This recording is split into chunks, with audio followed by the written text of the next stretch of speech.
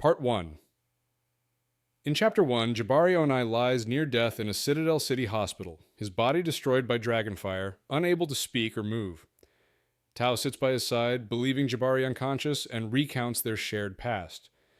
He reveals he killed Jabari's brother, Lekan, in a fight before fleeing Karem, trained under Jayedayim, and became an unmatched fighter driven by vengeance for his father's murder. Tao recounts his rivalry with Kellanokar, the betrayal of Queen Siora by Odili and royal nobles, and the Zydian invasion triggered by Omehi atrocities. He tells of the battle in Citadel City, his killing of Dejan Olujimi, Zuri's tragic death when she lost control of a dragon, and Odili's escape. Now Tao vows to hunt Odili and avenge their losses, urging Jabari to fight for survival. As a gifted summons Tao away, Jabari silently burns with rage, knowing his friend murdered his brother. In Chapter 2, Tao is summoned from Jabari's bedside by gifted Thandi, who escorts him through tunnels beneath Guardian Keep to meet Vizier Naya. She instructs him to wear his champion's armor, symbolizing his new role as the Queen's champion, which unsettles him due to noble resentment. Thandi, a former High Common, encourages him, saying he has become undeniable. As they navigate the tunnels, Tao's claustrophobia and grief over Zuri resurface. Nea confronts him, defending morally complex decisions made for Omehi survival, while Tao condemns them as wrong. He realizes they are near the dragon, the youngling kept imprisoned since Omehi's arrival. Despite Nea's warning that few choose to face harsh truths, Tao pushes forward, determined to see the creature that killed Zuri. He opens the unlocked door, fully aware of the danger, showing his defiance and willingness to confront the cost of Omehi power and leadership decisions. In Chapter 3, Tao enters the dragon's underground prison, where 6 exhausted gifted keep the youngling trapped in a state between dreaming and death. The dragon's massive body is scarred, its blood poisonous, and its captivity maintained for generations to control other dragons and create weapons. Naya explains the political unrest, with Queen Siora's authority threatened by a self-appointed ruling council backed by General Otobong and nobles aligned with Abasi Odili. She urges Tao to stand beside the Queen as her champion to demonstrate her strength. Thandi hints that Naya is withholding information and warns of divided loyalties. Tao approaches the dragon, promising freedom or mercy, causing it to stir violently. The gifted struggle but regain control, and Tao retreats, scarred by the encounter. Haunted by Zuri's death and Omehi cruelty, Tao resolves to support Siora, knowing her cause will lead him to Odili, the man he seeks to destroy. In Chapter 4, Tao reunites with his sword brothers, including Hadith, Uduak, Themba, Ya, and Kellan, who now serves the Queen. Nea gathers them to confront a self-appointed ruling council of noblewomen who excluded Queen Siora from their secret meeting. She reminds them their loyalty is to the Queen, not councils, and urges them to demonstrate the strength that defeated Odili. Siora herself speaks passionately, rejecting the council's claims of experience, blaming them for war and suffering, and asserting her right to lead. The group proceeds through the Guardian Keep, passing a blood-filled fountain and unfinished statues commemorating Champion Ochre and the Queen's Guard, who died defending Siora. Tao, unsettled by the Queen's intense attention, follows her to a guarded door of Zidden wood, behind which the council awaits. The Queen commands the door be opened, ready to confront those challenging her authority. In Chapter 5 Councils, Queen Siora enters a secret midnight meeting of 6 greater noblewomen and General Ade Otobong, who claim to form a new ruling and guardian council. Mirembe leads the group, insisting they must compromise with Abasi Odili and Princess Essie to end the civil war, citing their lack of soldiers and time before the Shideen's return. Otobong details Odili's superior forces and recommends pardoning him to unite the Omehi.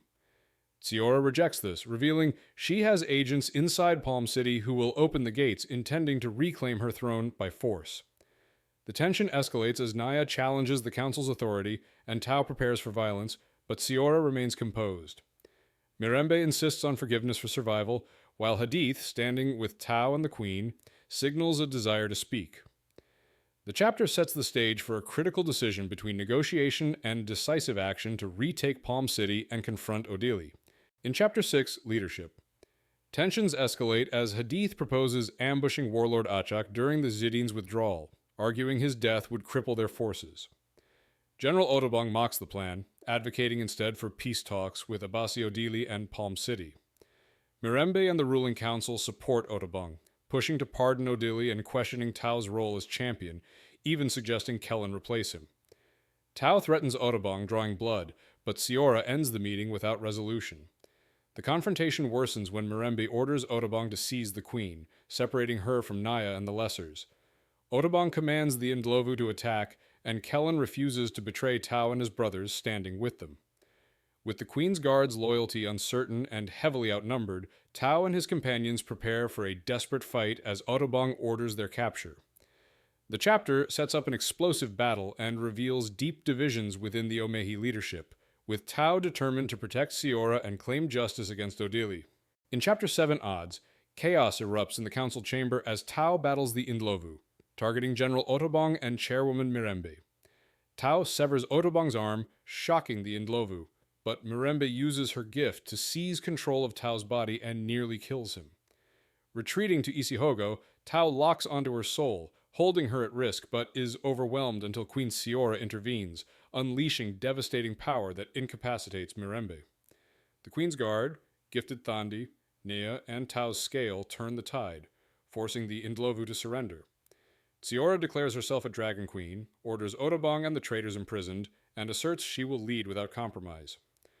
With Palm City's betrayal and the Zidane threat looming, she tasks Tao and his fighters with assassinating warlord Achak to destabilize the enemy and buy time to unite their forces.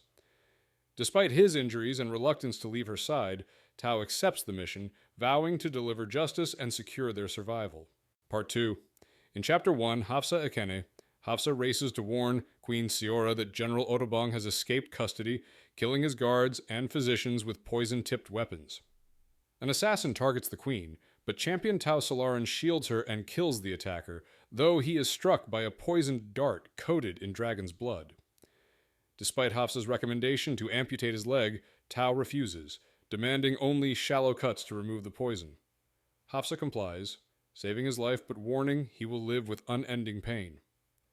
During the attack, Otobong, Mirembe, and their allies flee the keep, threatening to expose the queen's plans. Siora insists on pursuing them, rejecting her advisor's pleas for caution. She honors a fallen loyalist with a pyre and assembles a small force, including Kellen Okar, Nia, and Uduak. Tao, gravely injured, defies orders to stay behind and insists on accompanying the queen, solidifying his role as her champion as they ride out to confront the traitors.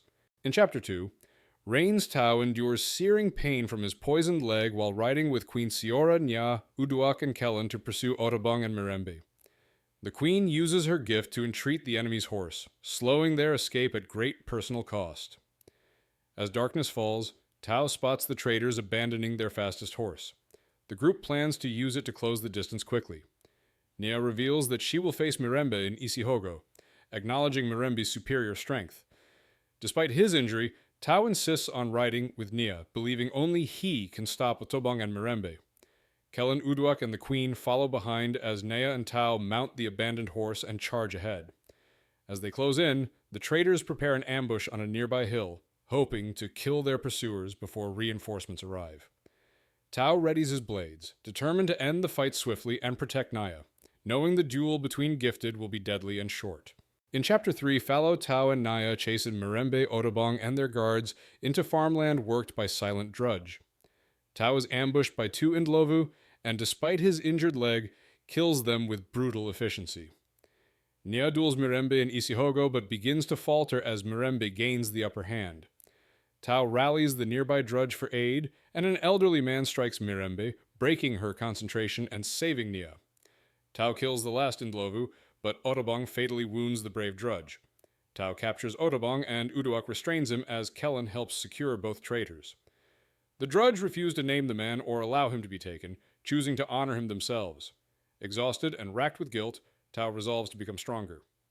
The group prepares to return to Citadel City to plan an attack on Warlord Achak, taking advantage of the weakening storm and Achak's vulnerable position on shore. The queen declares they will ride hard and strike tonight.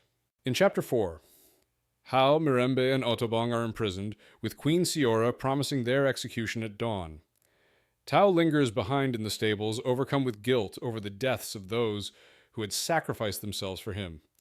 Alone, he is startled by the queen's black horse acting strangely and realizes It is reacting to a threat, not him. A demon bursts through the wooden wall and attacks Tao. Despite his injuries, Tao fights back, cutting its thick skin, but the creature overpowers him and pins him down. In the chaos, the black horse goes into a frenzy, trampling the demon's head repeatedly. With devastating blows, the horse kills the creature, turning its body into gray ash that dissolves into nothing. Tao, shaken, is left questioning how a demon from Izuhogo had appeared in the waking world and been destroyed so completely. In Chapter 5, Shadows, Tao flees the stables after killing a demon, but when he meets Hadith, Uduak, and Kellen, none of them believe him. They suspect exhaustion and injury are clouding his mind, especially since his swords are clean and there's no trace of the demon. Tao insists it was real, but his doubts grow as they dismiss his claim and urge him to see the priestess. The group moves to the courtyard where the queen is sending off the war party. Tao struggles to hide his pain and nerves, but stands tall, earning the respect of the assembled fighters. Queen Siora kisses him on both cheeks, telling him to return safely.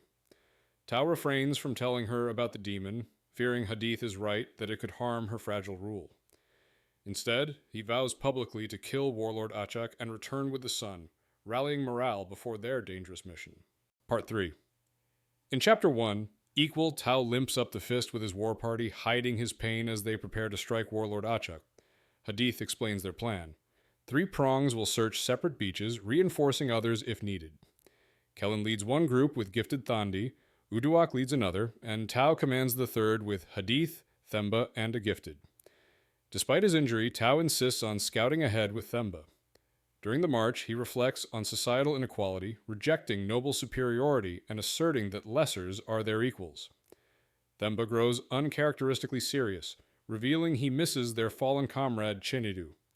The tension of the mission is palpable as they separate, Kellen and Uduak departing with their prongs. Tao's team reaches their assigned area, where an Indlovu warns them of a stone forest on the beach. Tao and Themba set out to scout, determined to face danger despite Tao's leg injury, as the strike against Achak begins. In Chapter 2, Orders, Tao and Themba scout ahead and discover the Zidane fleet departing, with only 2 ships left on the beach. Among the 200 raiders still ashore stand Warlord Achak and his son Kana. Tao insists they wait for Kana to depart before attacking, believing their mission is to kill the warlord alone. Hadith disagrees, arguing that Kana is dangerous and could lead the Zidane if left alive, but Tao asserts his authority as champion and gives the order to hold. They watch as Kana boards his ship after an emotional farewell with his father. Once Kana's longboat pushes through the deadly waters of the Roar, Achak remains on shore, unaware of the trap closing in. With Kana beyond reach, Tao signals the attack. The gifted calls for the goddess's blessing. Tao draws his twin dragon-scale swords, and the war party surges from the stone spires to strike the warlord. In Chapter 3, Luck, Tao, and Themba charge into the battle as the Chosen clash with the Zidane on the beach. Tao spots Warlord Achak, whose forces are fighting to get him aboard the last longboat. Hadith's strategic maneuver splits their prong, cutting off Achak's escape and forcing him to stay and fight. An enraged Inganyama devastates the enemy, but is halted when an enraged Zidane warrior engages him in a brutal duel. This allows Achak to retreat down the cove, aiming to reach Kana's approaching ship. Tao realizes Achak's plan and pushes inland with Themba to cut him off. They race past the main battle, reaching the end of the cove where Achak, his shaman, and 3 raiders await reinforcements from Kana's ship, which is struggling through the Roar's dangerous waves. With no time to wait for backup, Tao and Themba prepare to attack the warlord directly, determined to end the threat. In Chapter 4, Names, Tao and Themba confront the raiders guarding Warlord Achak. Tao kills 2 attackers, but is stopped by an enraged Zidane spearwoman shouting Jayed's name. Recognizing her as Jayed and Chinidu's killer, Tao abandons his pursuit of Achak to fight her. Despite her superhuman speed and strength, Tao's dragon-scale blades cut through her defenses, wounding her repeatedly. She eventually drops her enraging, becoming vulnerable, but still tries to fight. Tao disarms and cripples her, denying her an honorable death and executes her while naming Jayed Aim. Before dying, she tries to reveal something from a folded papyrus, but fails. Exhausted and in pain from his poisoned leg, Tao vows to retrieve the paper later and presses on toward Achak, determined to complete his mission. The victory over Jayed's killer brings no satisfaction, only renewed determination, as Tao limps forward to kill the warlord and end the shitting threat. In Chapter 5, Scars, Tao faces Warlord Achak, who uses illusions created by his shaman to mask his attacks. Switching between Umlaba and Isihogo, Tao identifies the real Achak and kills him with a heart strike, dispelling the copies. He then decapitates the warlord and throws the head into the roar, signaling Kana's approaching ship that Achak is dead. Despite Kana's fury, his crew forces the vessel to retreat. Tao and Themba search the fallen spearwoman's body and find a detailed drawing of twin sisters, revealing her hidden artistry before discarding it in the surf. As they absorb the cost of the battle, an Indlovu informs them that Hadith fought the spearwoman before Tao and was gravely wounded with a spear in his chest. The news leaves Tao stunned as they rush to reach Hadith, aware that the fight has brought heavy losses even in victory, and that their friend's life is slipping away. Part 4. In Chapter 1, Spear, Tao finds Hadith gravely wounded, impaled by a spear. An experienced Indlovu advises leaving the embedded head in place while cutting the shaft to stabilize him for travel.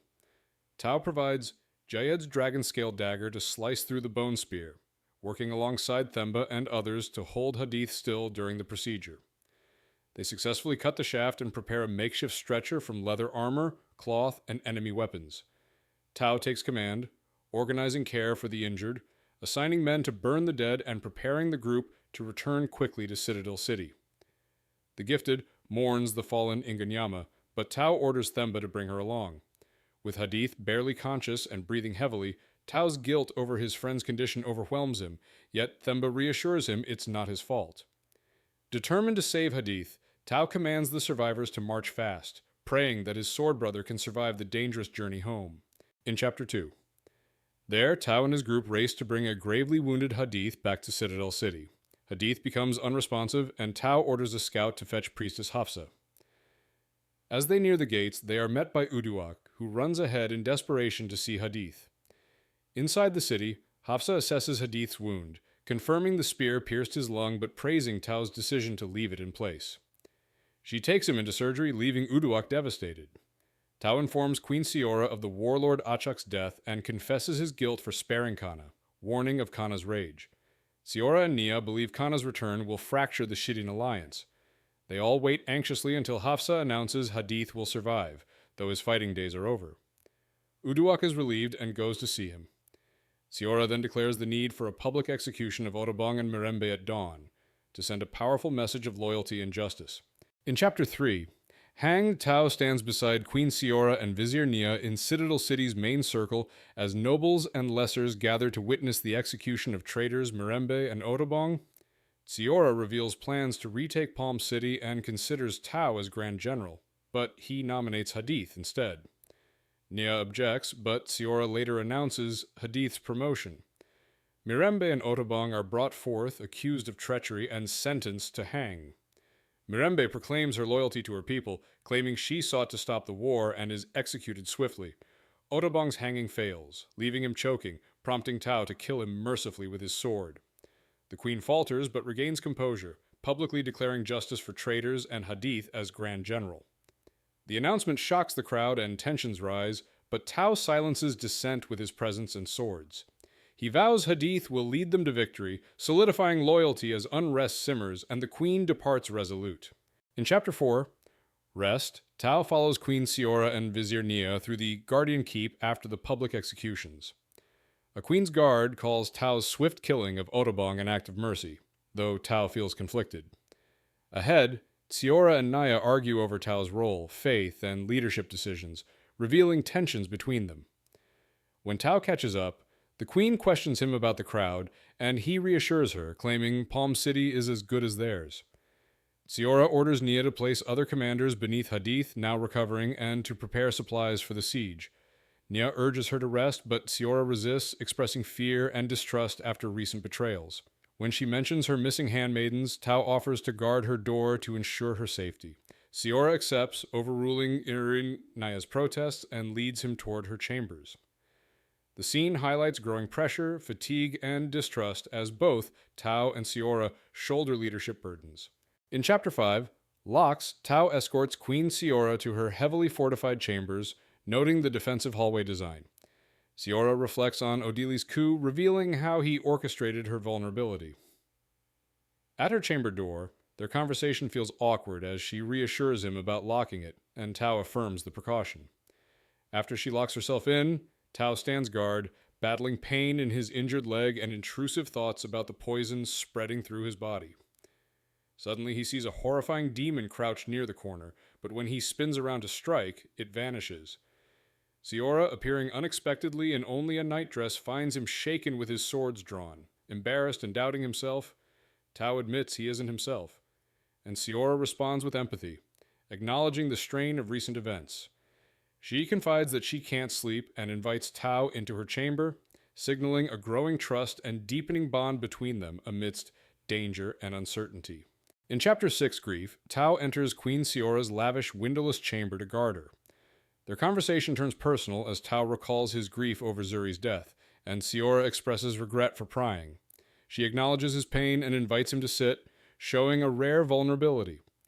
Siora shares her belief that the Omehi's treatment of lessers and Zidine defies the goddess's will, and she hopes to create a better, fairer world.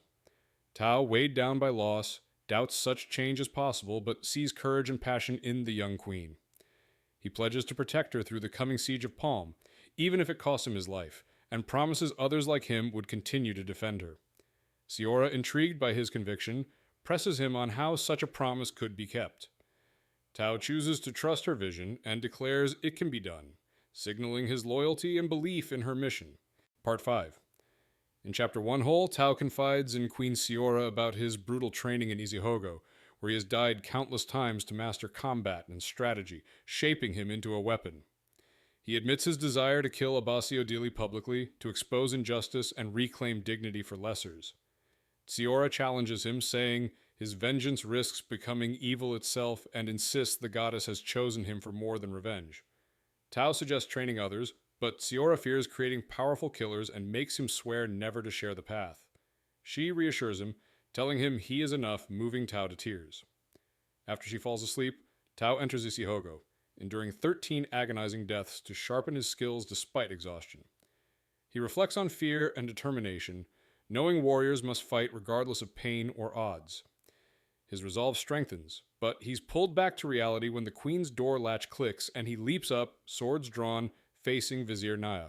In Chapter 2, loyal Tao startles Vizier Naya when she enters Queen Siora's chambers, leading to tension between them. Naya delivers urgent news, revealing that General Bisi has not been swayed by Otobong or Mirembe, but Abasi Odili has acted instead. Concerned, Siora rises immediately, cutting her rest short and orders the Guardian Council to be assembled. She tasks Tao with gathering those loyal to her cause, while Nia stays to brief her and help her dress. Siora sets a meeting in the stables in half a sunspan, preparing for the next move against Odili's schemes. In Chapter 3 Opportunity, Tao visits the infirmary seeking guidance from Hadith, who is recovering from his injuries. Uduak watches over him, reluctant to let him move. Tao reveals that Queen Siora publicly named Hadith Grand General, shocking him. Hadith initially protests, citing his caste and injuries, but Tao argues it's a chance for real change, and Hadith reluctantly accepts, determined to lead despite the risk. Uduak worries for his health, but ultimately helps. Tao explains that Odili has made a move involving General Bisi, a decorated war hero, and that the Queen is assembling her advisors. Hadith insists on attending the meeting himself to understand the situation firsthand, despite his pain. With Uduak and Tao's support, Hadith prepares to leave the infirmary, determined to help plan their next steps and counter Odili's actions. In Chapter 4, Coles, Tao, Uduak, and Kellen help a badly injured Hadith to the stables for a strategy meeting with Queen Siora. Hadith argues with Vizier Naya, explaining he excluded greater nobles to avoid prejudice undermining his authority. Nia criticizes his stance, but relents. She then confronts Tao privately, warning him not to exploit Siora's faith or closeness, emphasizing the queen's isolation and preparation for leadership. Nia admits Tao's unexpected rise has disrupted their plans and warns him to remember he is not Siori. Inside, Kellen also cautions Tao, urging him not to let grief and anger consume him and advising him to stay open-hearted. Tao, feeling conflicted, considers rest but is called over by the queen, who tells him she has something for him. The chapter highlights political tensions, Nia's protectiveness, Hadith's resolve to lead despite injury, and growing recognition of Tao's influence and importance. In Chapter 5, Fury, Queen Siora, gifts Tao a rare warhorse named Fury, symbolizing her deep trust and gratitude. The council meets in the stables to plan their assault on Palm City. Naya reveals the existence of the Shadow Council, a secret group of loyalists within Palm who can open the port gates to aid their invasion. Hadith devises a three-pronged strategy: a main army to attack the front gates, a water army to infiltrate through the port gates, and reserves to enter through the northern gates, allowing them to outmaneuver Odili's forces. The group acknowledges the threat of Odili's stronger gifted and their guardians, prompting Tao to propose training warriors in Isihogo to protect their gifted and extend their battlefield advantage. Siora approves his plan despite Nia's skepticism, assigning Thandi to join the training as a test. Tao eagerly prepares to begin selecting warriors immediately, reinforcing his growing role as a decisive leader. Part 6. In Chapter 1, No, Tao secretly gathers 5 trusted fighters, Ya, Uduak, Themba, Azima, and Kellen, behind the stables to begin Isihogo training.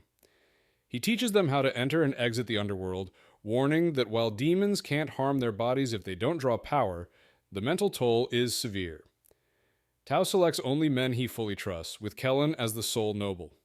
Despite skepticism, all agree to fight. The group performs the Scale Jayed ritual call, "Where we fight, the world burns," reaffirming their bond. Tao ignores Neo's insistence on involving gifted Thandi, choosing to start without her supervision. As the men sit and prepare to project their spirits into Isihogo, Thandi runs toward them, shouting "No!" in alarm, but Tao closes his eyes, leading his warriors into the underworld to begin their dangerous training. This chapter marks the start of Tao's plan to create Isihogo fighters to protect the gifted in battle. In Chapter 2, Fine Tao leads his hand-picked fighters, Yao, Uduak, Themba, Azima, Kellen, and gifted Thandi, into Isihogo for their first training session, but it turns deadly. They are immediately attacked by a nest of demons, and Tao struggles to hold them off. Azima and Themba are killed, Yao disappears, and Uduak is mauled. Kellen bravely protects Thandi, but freezes when a demon he thought slain rises again, and he is fatally wounded. Tao kills several demons but is overwhelmed, dying and being forced back to Umlaba. Returning to the real world, Tao finds his men traumatized, with Uduak and Azima barely coherent and Ya unconscious. To his shock, Thandi is tending to Kellen, whose injuries from Isihogo are bleeding in reality, a seemingly impossible occurrence. Realizing Kellen's life is in immediate danger, Tao sprints to the infirmary, screaming for Priestess Hafsa's help. The chapter ends in chaos, fear, and the failure of Tao's first Isihogo training. In Chapter 3 Wounds, Tao wakes outside the infirmary after collapsing from exhaustion following Kellen's critical injury in Isihogo. Priestess Hafsa informs him he slept for several spans and escorts him inside. Tao checks on his comrades. Hadith is resting under Uduak's watch, Ya is shaken, and Kellen lies unconscious with severe neck wounds that defy their understanding of Isihogo's limitations. Gifted Thandi, distraught and hostile, silently watches over Kellen while Hafsa tends his injuries. Tao insists Kellen followed protocol and did not draw on the underworld's power, yet his wounds perfectly match a demon's claws, raising alarming questions about the training's dangers. Vizier Nea arrives, criticizing Tao's methods and dismissing his claims as fever dreams, though Hafsa looks uneasy. She informs Tao that Queen Siora is waiting for him, pressing him to leave Kellen and seek answers. The chapter deepens the mystery of Isihogo's threat bleeding into reality and heightens tension between Tao and Naya. In Chapter 4, Handmaidens, Tao follows Vizier Naya through Citadel City's impoverished east side, observing the harsh conditions lessers endure.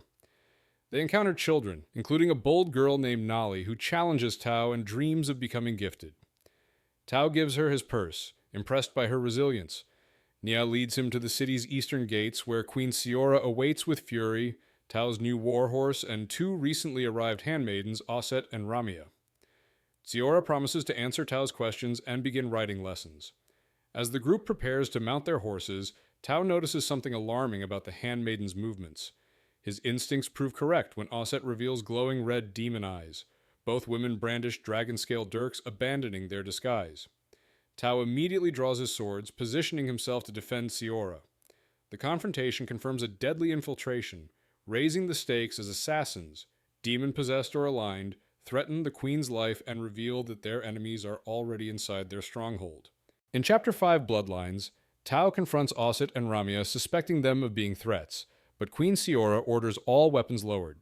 She reveals the handmaidens are Shadow Council agents, trained warriors sworn to protect her and trusted as deeply as Naya or Tao himself. While riding outside the city for privacy, Siora explains Kellen's injuries. Nobles are not fully Omehi, but a separate ancient race permanently connected to Isihogo. This connection grants them strength, but also leaves them partially corporeal in the underworld, making them vulnerable to demons. Tao learns the Omehi and nobles became one people through history, but revealing this truth is dangerous amid political unrest. Nia emphasizes Kellen cannot train for Isihogo combat, limiting Tao's recruits. Tao stresses the grueling process of building fighters capable of defending intruders and says he needs one more man to complete their circle. Convinced, Siora agrees to teach him more riding as he plans to recruit his 6th warrior. Part 7. In Chapter 1, Duma Sibusiso, Duma joins Tao's elite training group as their 6th man, tasked with protecting Gifted in Isihogo. Entering the underworld, he faces overwhelming terror and near-death experiences while Tao pushes them to endure repeated battles to master demon combat. Despite fear, Duma resolves to protect his brothers, but during a fight he witnesses Azima's brutal death and is confronted by a powerful demon lord wielding a twisted dragon-scale blade. In the chaos, the demon distorts Isihogo's reality, trapping Duma in a cycle of fear and torment. Believing he's doomed and seeking to escape eternal suffering, Duma kills himself only to realize too late he was back in Umlaba. He had fatally stabbed Azima, mistaking him for a demon. Tao appears, horrified, and Duma dies in despair, lost to darkness. This chapter underscores the severe toll of Isihogo training, revealing the psychological strain, distorted perception, and devastating consequences of their mission. In Chapter 2, Legacy, Tao mourns the deaths of Duma and Azima, whose bodies are burned in the Sa Citadel's eternal flames. Rumors swirl about their deaths, but Tao shoulders the guilt, admitting to Thandi that he pushed his brothers too far.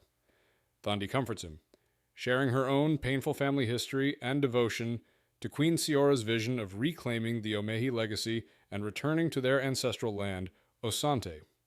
She reaffirms her belief in Tao's strength, urging him to find new warriors to continue their mission. Tao resolves to expand their Isihogo training circle and realizes that Jabari, despite his severe injuries, could fight demons in the underworld because petty noble blood may lack the same limitations as greater nobles. Believing in Jabari's strength, Tao plans to include him, giving Jabari a chance to serve the queen.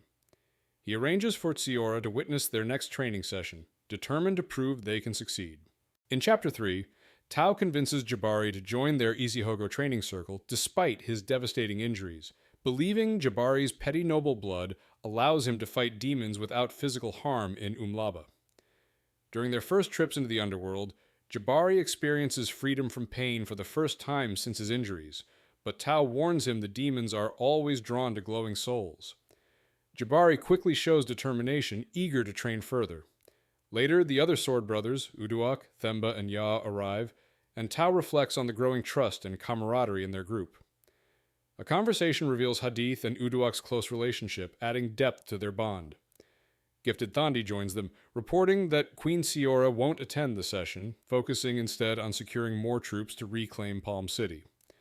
Thandi also doubts that 5 fighters will be enough, though Tao refuses to include men he doesn't trust. Their discussion is cut short when Osset and Ramya, the queen's deadly handmaidens, arrive. In Chapter 4, Nchanga, Tao prepares his team for another Isihogo training session as Queen Siora's handmaidens, Osset and Ramya, join them. Themba is skeptical of their presence, believing them to be ordinary attendants, but they reveal themselves as highly trained warriors by quickly disarming and flooring him. Their dragon-scale dirks confirm their elite combat status and role as the queen's covert protectors. Despite initial tension, Tao restores order and reminds the group of their mission to master fighting demons in the underworld to protect the gifted. The handmaidens' presence bolsters their numbers, and Tao emphasizes the importance of their task, focusing especially on Jabari, whose involvement is crucial despite his injuries. With tensions eased and the team ready, Tao leads them into Isihogo, signaling the start of another brutal round of training meant to prepare them for the coming battle to retake Palm City. In Chapter 5, Fraction, Tao leads his team into Isihogo, where they are quickly overwhelmed by demons despite their efforts. Everyone is slaughtered, but the fight sparks Tao's breakthrough. They only need to defend the gifted after their shrouds fail, drastically reducing the time they must hold back demons. Gifted Thandi agrees, believing this strategy makes their mission possible. They begin new training cycles, timing their endurance, but deaths remain frequent. Jabari, Ya, and Themba often fall first, followed by Ramya, Asit, and Uduak. Asit questions Tao's strength, and the group's physical and emotional exhaustion becomes evident, with Themba and Ya requesting a stop while Jabari pushes for more. Uduak voices concern about what they are becoming, and Tao promises they will rise to meet their fate. After dismissing the team, Asit and Ramya inform Tao that Queen Siora has summoned him privately, giving him an opportunity to press for answers on Omehi's secrets. Part 8. In Chapter 1, Army, Tao is summoned to Queen Siora's chambers, where he meets both her and Vizier Nia. They discuss the growing resistance among the Mbuzi, many of whom refuse to send Ahagu soldiers or respond to edifications, claiming they must guard crops from potential Zidin attacks. The queen reveals that the Mbusi are stalling, waiting to see who wins the conflict, and their defiance threatens Omehi's stability by breaking long-held communication traditions. Siora declares they will personally visit the fiefs to demand support, despite Naya's concerns about the optics.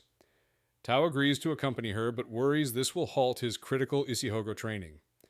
Nia counters that the trainees, including an injured Jabari, will travel with them, and Priestess Hafsa will provide care.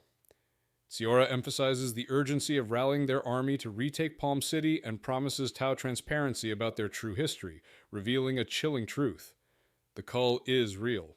In Chapter 2, Tales, Queen Siora, Tao, and their group travel to Fief Kabundi, where her unexpected arrival forces the Umbusi to pledge Ahagu support. That evening, Siora shares the Omehi's true history with Tao. She recounts how, after Ukufa's imprisonment, the cull gained power and conquered races, eventually threatening the Chosen. The desperate Omehi sought an alliance with the nobles, whose warriors were permanently connected to Isihogo. To win their loyalty, an Omehi queen enraged a rejected noble warrior who defeated the nobles' champion. This victory led to a union between Omehi and nobles, but war with the cull devastated their lands. The queen died, summoning a guardian to protect her people, and her daughter, Queen Taifa, later rose to lead. Facing extinction, Taifa secretly formed the Shadow Council, preparing for escape instead of annihilation. Naya interrupts, reminding Tao of his Isihogo training, and he departs, reflecting on the Omehi's brutal legacy and his mission. In Chapter 3, Reborn, Tao observes Jabari's transformation into a fierce Isihogo warrior. Once frail and broken from his burns, Jabari secretly trains in the underworld, pushing himself to fight demons relentlessly. Tao discovers him battling alone, and together they fight and die repeatedly, honing Jabari's skill. The next night, Jabari shocks the camp by walking unaided to the training circle despite Priestess Hafsa's protests. In Isihogo, Jabari fights fearlessly, taunting demons as they kill him and vowing to return. His determination inspires the group, and their circle holds longer than ever before, surprising even Thandi as her shroud fails later than expected. Night after night, Jabari joins them, moving with painful stiffness but unmatched resolve. Hafsa warns his body may be dying, but Tao realizes Jabari thrives not because his pain is gone, but because he wields it as strength. Reflecting on his friend's resilience, Tao goes to hear more of Queen Taifa Omeya's history. In Chapter 4, Asuntan, Tao travels with Queen Siora's forces, securing more Ahagu soldiers after a confrontation with a resistant fief's leadership. That night, Siora continues sharing their secret history, revealing that Queen Taifa Omehia was made a dragon queen with absolute power to reshape the Omehi and Noble Alliance. After her champion Siori was killed by the Zidin during their landing on Sita, Taifa unleashed devastating dragon fire, massacring thousands, but heavy losses and famine weakened her rule. The nobles betrayed her, placing her supposedly giftless daughter on the throne as a figurehead to gain control, but the Shadow Council secretly protected and trained Taifa's gifted bloodline for generations. Taifa was executed by evisceration, setting the gruesome tradition for traitors and unapproved rulers. Siora declares herself part of this unbroken line of queens, destined to return the Omehi to their original home of Asanta. She hints their actions are urgent because of her sister. In Chapter 5, Throne, Queen Siora's forces approach Fief Loapala, where the Umbusi denies her rule and declares loyalty to Queen Essie. Tao, Nia, and their team infiltrate the keep, while Kellen and Thandi distract from the front. They subdue guards and open the gates, allowing Siora's forces inside. In the reception hall, the Umbusi mocks Siora's claim as Dragon Queen, prompting 3 full-blooded Indlovu to attack. Tao kills one, while Jabari, scarred and recovering from his injuries, astonishingly defeats the remaining 2, demonstrating his regained strength and skill. The Umbusi, revealed to be the slain men's mother, breaks down in grief and fury. Siora pronounces death as the punishment for treason and departs, leaving Naya to enforce her decree.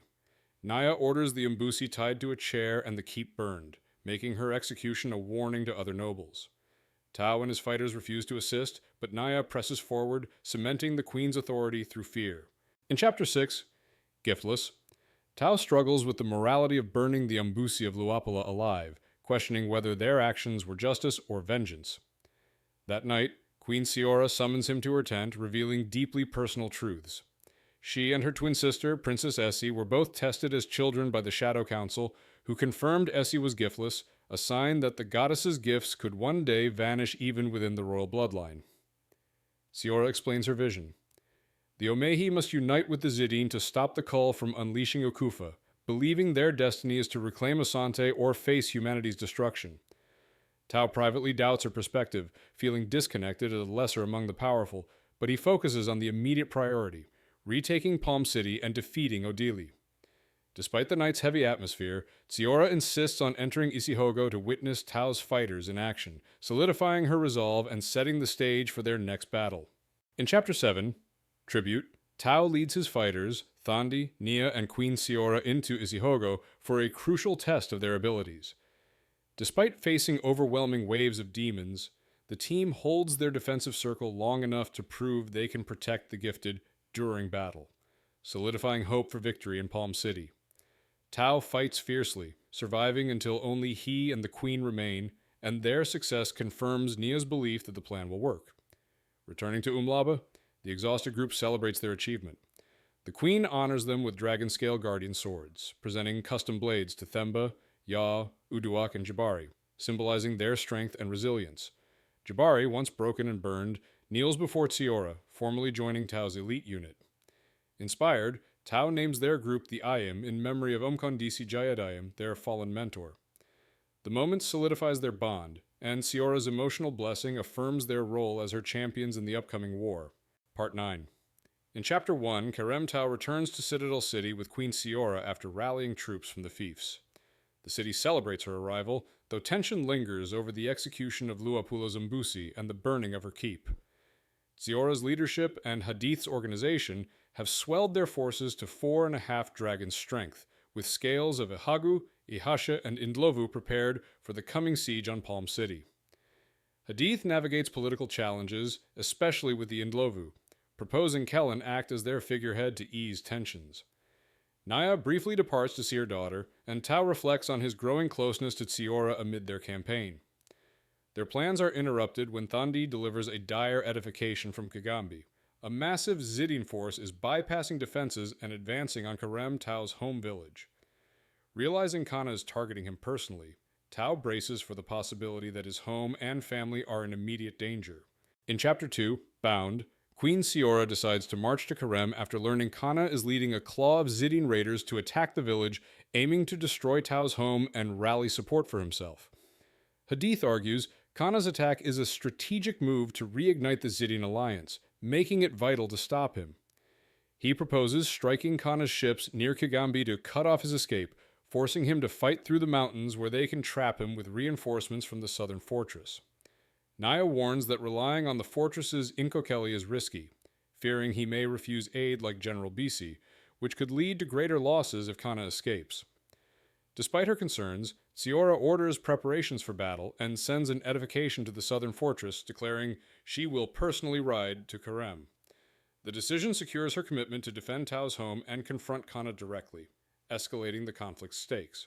In Chapter 3 alike, Tao, Queen Siora, Hadith, Kellen, Nia, and their army march rapidly toward Kerem, taking 3 scales of soldiers and all Indlovu from Citadel City to confront Kana's raiders. Their plan is to destroy Kana's ships to trap him, forcing him to fight through the mountains. After days of marching, Tao, Kellen, and the Ayim scout the beach where Kana landed. They find Zidane supply bags, but no guards, increasing Tao's unease. As they crawl closer, Tao realizes Kana has anticipated their tactics, leaving no defenders to sacrifice. Climbing aboard one of the ships, Tao confirms it is empty, deducing Kana has taken all his fighters to Karem with the intention of slaughtering the village and escaping through the mountains. The discovery shifts their mission's urgency. Kana is not retreating, but planning a bloody path home, making Tao fear for his family and Karem's survival. In Chapter 4, Bodies, Tao races ahead of the army on fury to Karem, desperate to stop Kana, but arrives too late. He finds Kiponai in ruins and the villagers massacred, their bodies chained together and mutilated along the path. In the keep's entrance, Tao discovers a gruesome display. His stepfather, Makena, tied upright, disemboweled, holding aloft the severed head of Tao's sister, Jelani. Overcome with grief, Tao collapses, screaming and striking the ground. Nia arrives, urging him away and offering comfort, but the devastation is overwhelming. Among the heap of bodies are the Mbuzi and her husband, also brutally slain. Nia gently apologizes, trying to steady Tao as he reels from the horror.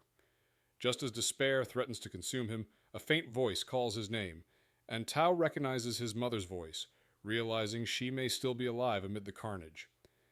This shocking scene cements Kana's brutality and raises the stakes of Tao's mission. Part 10. In Chapter 1. Wrath, Tao holds his gravely injured, blinded mother, who recounts Kana's atrocities. He tortured her, murdered Jelani and Makena before her, and left her tied beneath Makena's corpse for a day and night. The army arrives, and Hafsa takes Tao's mother to the infirmary. Jabari discovers his parents' brutal deaths, grieving while Tao remains consumed by rage. Overcome, Tao blames Hadith for prioritizing the attack on Kana's ships, believing it gave Kana time to massacre Karem. He threatens Hadith, demanding no more failures. Hadith reveals that the southern fortress has refused to send reinforcements despite knowing the queen is with them, leaving Tao's force to face Kana alone. Siora is furious, and Hadith warns Tao they must act quickly if they hope to stop Kana. Tao faces a grim decision between mourning the dead and immediate retaliation, ultimately choosing vengeance, determined to hunt Kana down and make him pay. In Chapter 2, Quarry, Tao's army pursues Kana, who leaves a trail of massacres, slaughtering entire villages like Sichiwenda to lure them on. Despite Kellen suggesting splitting their forces to trap him, Hadith warns it's too risky, and Siora orders the army to press on together. Naya and Thandi arrive with alarming news. Odili has offered General Bisi the title of Royal Noble and Grand General under Queen Essie, and Bisi is marching to Palm City with 13,000 soldiers. Hadith predicts Bisi will likely side with Odili, but avoid declaring it outright. With only 6,000 troops, Siora and Hadith conclude their best chance is to defeat Odili first, forcing Bisi to recognize her reign. Reaching Palm before Bisi becomes critical. Siora privately tells Tao they must abandon the pursuit of Kana to return to Karem, honor their dead, and march for Palm City. Furious and grief-stricken, Tao reluctantly agrees, knowing Kana will escape. In Chapter 3, Price, Tao spends days in Izihogo, killing endlessly until his rage burns out, leaving him shattered and haunted by visions. Back in Umlaba, he is physically weakened and mentally shaken, but he joins the funeral pyres for the massacred of Karem. He reunites with his injured mother Imani, who is blind and traumatized after witnessing Makena's torture and Jelani's murder. Queen Siora offers condolences, showing respect to Tao's family and championing him. Alone with Tao, Imani recounts Kana's taunts and demands vengeance, pressing Tao to swear to kill all responsible. She accuses him of making a deal with Ukufa for his strength and insists they use his power to make the loss worthwhile. Tao promises to avenge his sister and stepfather. As the pyres burn, Imani vows they will make Kana and his allies pay, binding Tao's grief and fury into a relentless oath for retribution as they prepare to leave in the morning. In Chapter 4, Family, Tao is unable to sleep after the funeral pyres and is visited by Jabari, who silently leads him to the ruins of Kiponai. Entering Isihogo, Jabari accuses Tao of murdering his brother Lekin and confesses he had planned to kill Tao in his sleep, but chose to challenge him instead. The two engage in a fierce duel, with Tao gaining the upper hand and wounding Jabari. Their fight is interrupted as demons close in, forcing them to fight side by side. Despite their animosity, they instinctively protect each other, battling the underworld creatures together. Jabari's grief and rage for Lekin clash with Tao's conviction that Lekin's cruelty caused countless deaths, but survival takes precedence. As more demons surge from the mists, Tao and Jabari are pushed into a desperate struggle, their conflict momentarily overshadowed by the relentless danger of Isihogo. In Chapter 5, Grit, Tao and Jabari fight repeatedly in Isihogo, with Tao killing Jabari multiple times before they are both forced to battle waves of demons together. Their relentless combat and shared suffering forge a renewed bond, and they begin to see each other as sword brothers again despite Lekin's death. After hours of brutal fighting, both men collapse from exhaustion, with Jabari revealing he loved Aran like a father, but had to defend his brother's honor. He vows they will fight again if he becomes stronger, and Tao agrees. The two reach an uneasy truce and rest among the ruins of Kiponai. By morning, an Ihagu soldier arrives to summon Tao, informing him that the army has broken camp and is marching toward Palm City. The soldier expresses admiration for Tao's leadership and the fight for equality, declaring loyalty to the Queen and their cause against the royals. Part 11.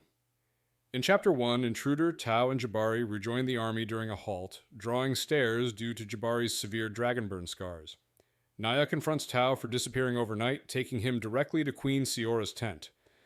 Tao feels self-conscious about his disheveled appearance, while Siora tries to reassure him, but their conversation shifts when Tao reveals he fears he is losing his mind due to his dragon blood poisoning.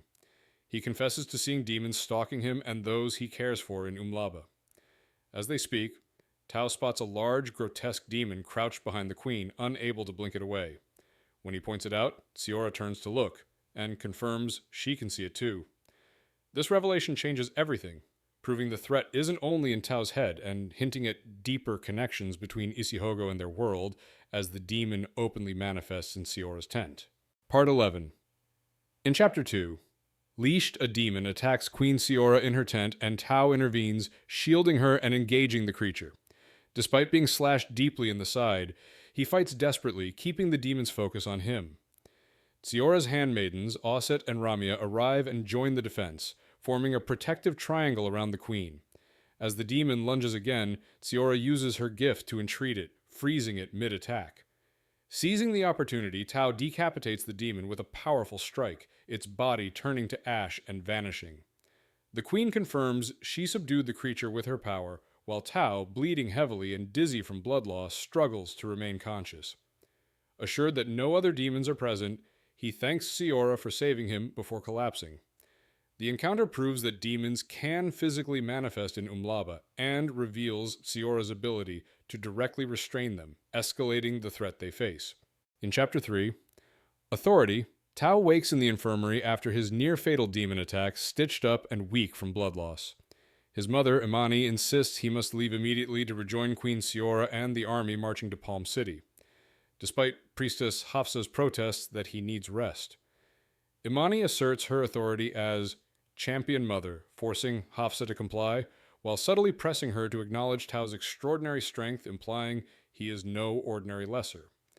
Tao supports his mother's decision, realizing he cannot refuse her and recognizing the urgency of the war. He requests to be taken to the Queen's War Council, determined to participate in the strategy meeting before they march. This scene highlights Imani's commanding presence, Hafsa's unease about Tao's abilities, and Tao's resolve to push through his injuries to lead. It sets the stage for critical decisions about the looming battle against Odili and Palm City. In Chapter 4 Battles, Tao insists on attending Queen Siora's War Council despite his injuries, with his blind mother Imani supporting him. Imani uses the opportunity to evaluate the Queen's advisors.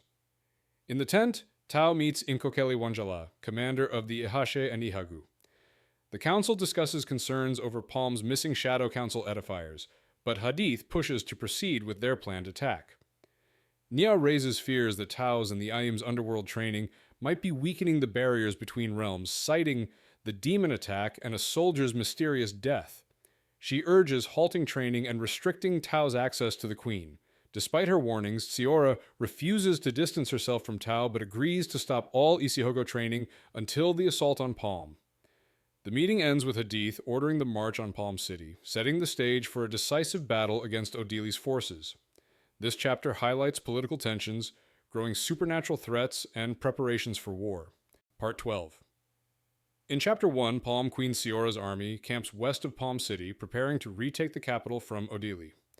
The city is fortified by massive walls, rivers, and destroyed bridges, with Odili relying on its defenses to offset his smaller force of 2,000 against Siora's 6,000. Hadith's plan involves splitting their army. A water prong will enter through the port gates, aided by Shadow Council agents, while another force charges through the northern gates to secure half the city quickly. Tau marvels at Palm's size, while Hadith highlights systemic inequalities that have shaped their society and Odili's strategy. The destroyed Trident Bridge, a historical landmark, symbolizes Odili's ruthlessness. Nia, leading intelligence efforts, has yet to hear from their allies inside the city and is visibly concerned. As the group strategizes, a rider emerges from Palm holding a black pennant, signaling a request for parley. This chapter sets the stage for the pivotal siege of Palm City. In Chapter 2, Need, Tau, Queen Siora, Hadith, Naya, Kellen, and Wanjala meet Counselor Yamikani Owanu at the ruins of the Trident Bridge. She invites Siora to negotiate, but Siora demands to see her sister, Queen Essie. Soon, Essie and Abasi Odili arrive, revealing Essie's allegiance to Odili and her belief that Siora is a usurper. Siora vows to retake Palm City, while Odili warns her of devastation. After the parley, Naya enters Isihogo to meet the Shadow Council, but she senses betrayal when Lilise, a council member, is captured. As the group waits in tense twilight, Palm's walls ignite with torches, revealing bronze poles extended from the parapets. Suddenly, a dozen gifted women are hanged publicly, their bodies swinging lifelessly.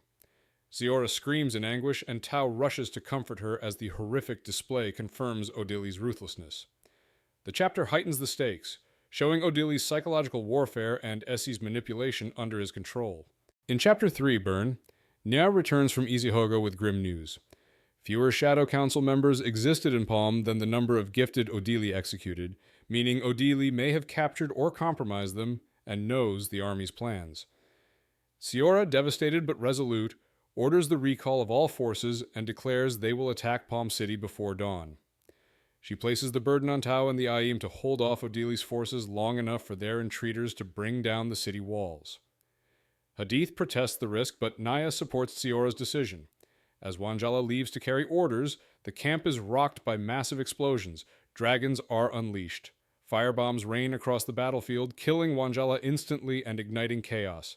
The tent collapses under burning canvas, and Tau saves Naya but frantically searches for Siora. Across the river, Odili's soldiers pour out of Palm with ponton boats and planks, preparing to cross the Amanzi under dragonfire. In Chapter 4, powerful Tau rescues Queen Siora from the collapsed War Council tent as dragonfire devastates their camp. Hadith, Uduak, Kellen, and Naya regroup, and Tau orders the entreaters and Aim to prepare for a counterattack, while Hadith organizes defenses. Priestess Hafsa brings Chibuye and Tau's injured mother from burning hospital tents before rushing back to save more lives. Naya entrusts her daughter to Tau, asking him to protect her, and disappears into the chaos. The group flees through the stampeding army as dragons strafe the camp, killing soldiers and igniting widespread panic. Reaching the queen's tent, Tau entrusts Chibuye and his mother to a handmaiden for safety, instructing her to stay near the entrance. 2 more dragons arrive to reinforce Odili's assault, but Nia and a group of allies rush toward them, offering a glimmer of hope. The chapter heightens the danger, showing Odili's surprise night attack and the desperate scramble to rally their forces. In Chapter 5, Call, Naya, Thandi, Siora, and 19. Gifted prepare to summon their guardians, forming 3 hexes, while 2 remain in Isihogo to monitor their shrouds. Tau assures Naya that her daughter is safe, and Siora reveals they will remain in the underworld, holding their hexes until demons break their circle. As the gifted enter Isihogo, Odili's dragons continue their assault, and his army crosses ponton bridges under their cover. Hadith receives reports that the reserve and water prongs are crossing the Amanzi but will take time to arrive. To gain that time, Hadith orders the Ahagu to hold the enemy, knowing they will be slaughtered. Tau and the Aim, Jabari, Ya, Aset, Ramia, Themba, and Uduak form a defensive circle around the gifted, ready to fight demons. Amidst chaos and fear, Tau watches as 3 black dragons descend from the clouds, signaling that Siora's guardians have answered the call. In Chapter 6, Dragons, Odili's army crosses the river, and his Indlovu crushed Siora's Ihagu and Ihashe, cutting down lessers with overwhelming force. Above, 5 of Odili's dragons battle Siora's 3, filling the sky with fire and destruction. Black Wrath, Siora's largest dragon, kills a beastling and savages another dragon, tearing off its leg and burning it alive. The clash causes massive devastation, including a section of Palm City's wall collapsing inward, blocking passage. Odili's dragons retaliate, killing 2 of Siora's dragons, leaving her with only Black Wrath while Odili retains 3. Tao receives word that the shrouds of the gifted are failing, signaling the Ayam's turn to protect them in Isihogo. Thandi collapses, devastated by the death of her dragon, while Nia remains in the underworld, still holding her shroud. Tao orders Sa assistance for the gifted and prepares the Ayam to enter the fight, declaring it is now their time to battle. Part 13. In Chapter 1, Sacrifices, Tao and the Ayam form a defensive circle in Isihogo to protect Queen Siora's hex as their shrouds weaken. Nia refuses to leave, choosing to remain with Siora despite her fading shroud. Demons attack, and the Ayam fight fiercely to hold the line, while Siora focuses on killing Odili's last dragon, Black Wrath's wounded opponent. Tao shifts between Isihogo and Umlaba, witnessing the devastation, the slaughter to Hagu and Ahashe, Kellen's Indlovu entering battle, and Black Wrath closing in for a strike. Suddenly, 12 of Odili's edifiers rush toward them in Isihogo, dropping their shrouds and unleashing immense power. They sacrifice themselves, becoming blinding beacons to summon a massive swarm of demons. The horrifying plan becomes clear. Odili has weaponized his own edifiers as bait, drawing overwhelming demon forces straight to Siora's hex. Tao braces himself and the Ayam for the deadly onslaught that is about to descend. In Chapter 2, champions Tao and the Ayam defend Queen Siora's hex in Isihogo, as Odili's sacrificial edifiers lure a massive demon swarm. The edifiers are slaughtered, and Siora warns that Odili had hidden a guardian to strike once her forces weakened. As the hex's shrouds fail, demons overwhelm them, killing gifted and Ayam members one by one. Tao fights desperately, unable to save Themba, Ya, Ramia, Osset, or Jabari. Nia's shroud fails, and she urges Tao to protect Siora and her daughter, realizing she won't survive. She convinces Siora to transfer all power to her, sending the queen back to Umlaba. Tao stays behind to defend Nia, but she is resigned to her fate, her guardian binding her to Isihogo. As the demons part, a massive horned cull with a guardian scale blade approaches. Nia pleads with Tao to leave, but he refuses, choosing to fight beside her, standing against the unstoppable force. In Chapter 3 Powerless, Tao faces the horned cull in a brutal duel to protect Nia. The cull's immense speed and strength shatter Tao's arm, crush his jaw, and cave in his chest, leaving him barely able to breathe or move. Despite his broken body and overwhelming pain, Tao refuses to yield, dragging himself to his feet to defend Nia as demons close in. The cull skewers Tao on its massive dragon-scale blade, impaling him completely, and he is left helpless, unable to fight back. Nia, realizing her fate, tells him it is enough, but demons swarm her. Tao listens in agony as she screams, dying a true death. In his final moments, Tao is overcome with guilt and despair, realizing his failure to protect her and the queen's cause. The cull looms over him, and Tao experiences a new level of suffering beyond anything he imagined, powerless in the face of utter defeat. In Chapter 4, Wayward, Tao awakens after the brutal battle in Isihogo to find himself cradled by Queen Siora. He sees Nia dead alongside the gifted of Siora's hex, and Jabari respectfully covers their bodies. The scene is interrupted when Tao's mother enters with Shibuye, who realizes her mother has died and breaks down in grief. Tao comforts Siora as she orders Hadith to launch an immediate attack on Palm City, determined to avenge their losses and bring justice to Odili. Hadith advises caution and regrouping, but Tao supports the queen's command, giving the order to take the city. Siora laments what they've become, but Tao affirms their duty. Siora, deeply shaken, asks him to return alive, and Tao promises nothing in Umlaba could stop him. As Hadith prepares the assault, Tao rallies the Ayam to arms, vowing to capture Palm, save Essie, and deliver Odili to the goddess's justice. In Chapter 5, Conquerors, Tao leads the Ayam through Palm City as Siora's army storms the capital, overwhelming Odili's forces. Despite Adith's plan for a careful advance, the army surges forward, taking the city by force. Tao cuts down Ihagu, Ihashe, and Indlovu, fighting through homes, shops, and temples, executing nobles who harm innocents. He and the Ayim clash in a massive plaza, slaughtering Odili's men before advancing to a sculpted bridge depicting historic Omehi heroism. There, Tao duels a powerful Inganyama, using his unmatched speed and skill from countless battles to dismantle him. Ignoring pleas and pain, Tao hacks the man to death only to see his face distort demonically, blurring the line between human and monster. Disturbed but resolute, Tao rallies the Ayim determined to reach the palace where Queen Aci and Abasi Odili await. The chapter emphasizes the Omehi army's unstoppable advance and Tao's growing ruthlessness in his pursuit of vengeance and justice. Part 14. In Chapter 1, Esi Omehia, Esi, and Abasi Odili wait in the Peninsulan Palace as Siora's forces close in. The Queen's Guard fights outside while Esi battles fear, determined to face her sister as a queen. Soldiers report devastating losses. Palm City is fallen, their gifted and Indlovu are dead or captured, and resistance is futile. At Abasi's request, Esi authorizes a full surrender to spare further lives, conceding Palm to Tsiora. The two share a deeply emotional moment, affirming their love and loyalty as they face capture. Esi suggests killing Tsiora, but Abasi warns that Siora's love for her will keep her alive, urging her to act submissive and survive. He convinces her to let him take full blame for the rebellion, even if it costs his life. Accepting this, Esi steels herself for their fate, preparing to meet her sister as Siora's army reaches the palace and their enemies approach. In Chapter 2, Princess, Esi Omehia, and Abasi Odili are cornered in the Peninsulan Palace as Siora's forces breach the hall. The Ayim, including Tao, Uduak, Auset, and Ramia, storm in with overwhelming force, subduing the Queen's Guard and Indlovu.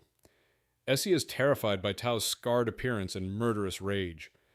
Despite Abasi's attempts to surrender and negotiate their safety, Tao declares Abasi a traitor and murderer, intent on delivering justice. Grand General Hadith intervenes, urging restraint, but Tao refuses. Auset and Ramia seize Esi, assuring her survival, and pull her away from Abasi, whose life is clearly forfeit. Esi begs for his safety, but Ramia tells her to look away, warning that Tao cannot be stopped. The chapter sets the stage for Abasi's imminent execution, with Tao embodying vengeance and Esi's capture marking Siora's reclaiming of the palace. In Chapter 3, sisters Esi Omehia and Abasi Odili are captured and brought before Queen Tsiora and her forces. Hadith Buhari tries to negotiate Odili's surrender, suggesting he take full responsibility for the rebellion to restore Siora's authority and prevent further bloodshed, offering him imprisonment over execution. Tao, Siora's champion, rejects the idea, demanding vengeance. Tsiora, dressed regally in dragon scale-like attire, asserts her authority, silencing Odili and unsettling Esi with her cruelty and power. Esi is deeply disturbed by the bond between Tsiora and Tao, sensing a dark, almost supernatural energy tying them together. Despite Hadith's arguments for peace, Tsiora sides with Tao, granting him a blood duel against Odili in the Great Circle of Palm City.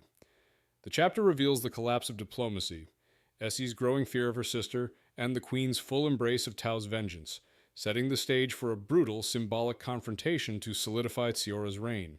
In Chapter 4, Faith Esi Omehia challenges her sister Tsiora, revealing she is the firstborn and accusing Tsiora of stealing her life and title due to her gifted status. Esi provokes Tsiora by questioning her faith and demanding that their champions duel to determine the rightful queen, with strict rules, no guardian scale, bronze weapons only, and one sword each. Tsiora, angered and defensive, agrees to the terms, convinced the goddess will vindicate her. Esi is confident that her champion, Abasi Odili, will easily defeat Tao Solarin, Tsiora's scarred lesser champion, believing she has secured victory through faith and manipulation. Tsiora declares the duel will prove the goddess's will and show Esi the truth. However, Esi's triumph falters when she sees fear and dread in Abasi's expression, signaling that their plan may not ensure safety or success. This sets the stage for a decisive and dangerous duel that will determine the future of the Omehi. In Chapter 5 Fight, Esi Omehia is guarded in a palace tower as she awaits the duel between her champion Abasi Odili and Tao Solarin. Palm City is packed with thousands eager to witness the historic fight that will determine the rightful queen. The Great Circle overflows with citizens and nobles, while Queen Tsiora and her allies, including Kellanokar, preside over the match. Esi observes the crowd's fervor and feels isolated, though nobles remain stoic. Kellan announces the duel's stakes, The fight will end in death, with the victor securing the crown for his queen. Tension rises as gifted messenger Thandi whispers alarming news to Siora, hinting at trouble. Essie focuses on Abasi, who appears larger, stronger, and better armored than Tau, restoring her hope. She prays to Ananthe for his survival and promises to rule justly if spared. Kellen signals the start of the fight, and the crowd roars as the champions face off. In Chapter 6, Mothers, the duel between Tau Solarin and Abasi Odili begins before a roaring crowd. Odili fights skillfully, but fails to land a blow as Tau evades him with unsettling precision, taunting him. The fight turns brutal as Tau batters Odili, stripping him of his shield and helmet, leaving him bloodied and barely able to stand. Essie, horrified, sees Tau as a demon tormenting Abasi and races into the arena to protect him. She pleads with the spectators for mercy, then faces Tau directly, revealing she is pregnant with Abasi's child. Her plea stops Tau, who withdraws in anguish, but Abasi is mortally wounded.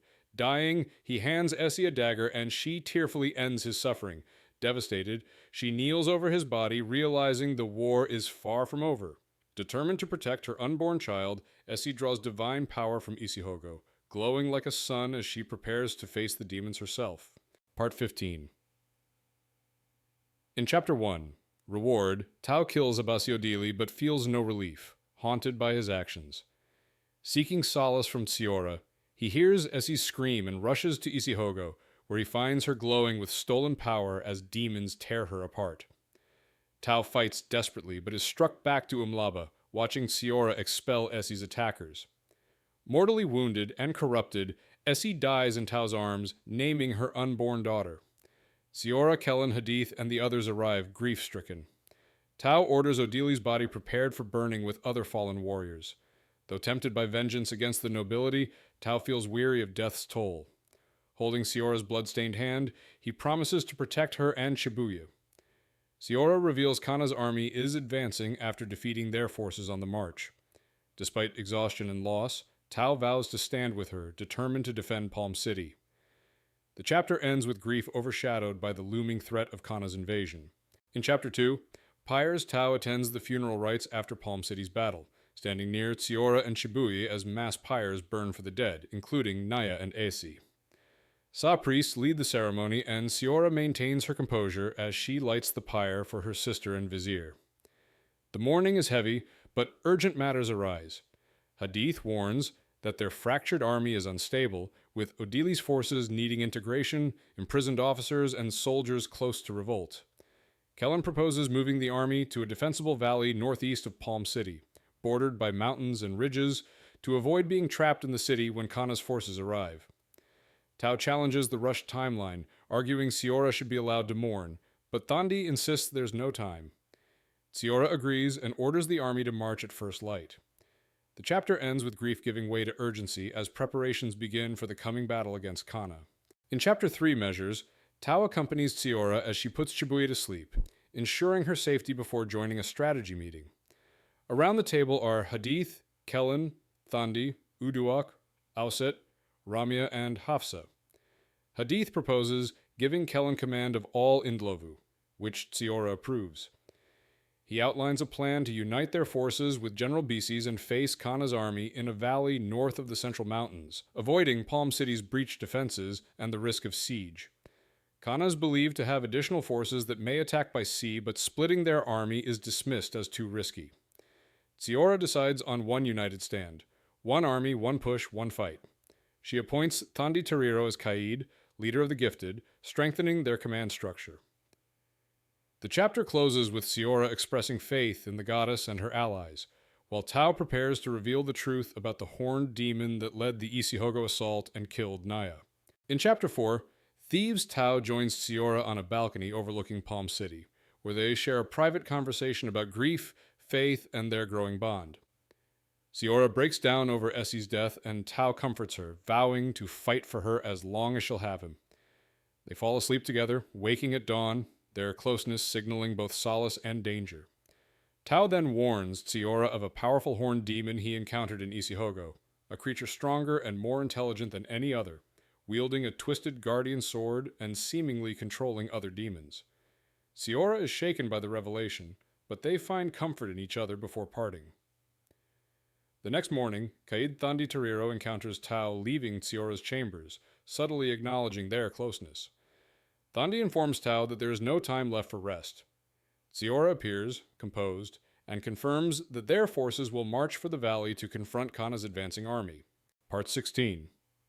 In Chapter 1, Side's, Siora's, and Hadith's forces march toward the valley to prepare for battle with Kana's approaching army. The tense procession includes Tao riding with Siora and Thandi, Hafsa caring for Chibuye, and Jabari recovering in the wagon. The massive army stretches for thousands of strides, emphasizing the scale of the coming war. Upon meeting General Bisi and his three rages, Siora asserts Hadith's authority as Grand General, despite Bisi's size, presence, and reputation. Bisi reports Kana's army is only half a day behind, numbering the equivalent of 10 to 12 rages, and warns of their brutality and beasts of war. Tension rises between Tao and Bisi after Bisi dismisses him and praises the late Abshir Okar, prompting Hadith to send Tao to scout a lookout point. Siora insists on accompanying him with her handmaidens, openly acknowledging their recent distance. They set off together toward the mountains to gather intelligence before Kana's arrival. In Chapter 2, Never, Tao, Siora, and her handmaidens climb toward a lookout point to scout Kana's forces. Tension builds between Tao and Siora as they privately confess their feelings, but Osset and Ramya interrupt and Tao continues alone. At the summit, Tao surveys the valley, recognizing it as an ideal defensive position, but also sees Kana's massive army, war lizards, and other beasts, realizing the battle ahead may be unwinnable. As he prepares to leave, a demon ambushes him. Tao engages in a brutal fight, sustaining injuries, but ultimately killing the creature by severing its tail, stabbing its neck, and forcing it off the cliff to its death. The demon's body bursts into ash on the rocks below. Exhausted and battered, Tao's victory is overshadowed by sudden fear that more demons may be near and that Siora could be in danger. Swords drawn, he sprints recklessly down the mountain to protect her. In Chapter 3 try, Tao races down the mountain after killing a demon, terrified for Siora's safety. He finds her unharmed with Osset and Ramya guarding her, though he fears more demons may be nearby. Overcome with relief, he embraces and kisses Siora, their bond deepening despite Osset's teasing remarks. However, Tao's joy quickly turns to guilt and fear, worried that his actions may be weakening the goddess and allowing demons into Umlaba. Siora reassures him, insisting he is good, and that the goddess is not so frail. She expresses hope that they might one day have peace and a future together, even after all the bloodshed. Tao longs to believe her, but remains unsure if peace is possible for them. As they share this moment of vulnerability and connection, Ramya shouts a warning. Tao pulls Siora behind him, drawing his swords as a Zidin shaman materializes with two armed warriors. In Chapter 4, Siora Omehia, Tao, Osset, and Ramya defend Siora as a Zidin shaman and two warriors appear. The shaman claims peace, offering a captured Zidin warrior responsible for killing an Omehi soldier, and demonstrates the ability to hide themselves and others from sight. Siora exposes their illusion using her power, forcing them back into view. The shaman reveals that Kana is waging war without the full support of Zidin tribes who seek peace to unite against a greater enemy. They propose that killing Kana could end the feud and secure Zidin aid. The shaman warns of a new threat, foreign invaders with silver skin and warriors like Tao, who attack indiscriminately after discovering Omehi magic. Siora recognizes them as the Kull, legendary enemies responsible for past devastation. Shaken, she realizes the Kull have found their lands, and the Omehi may not survive the coming war, casting doubt on their future.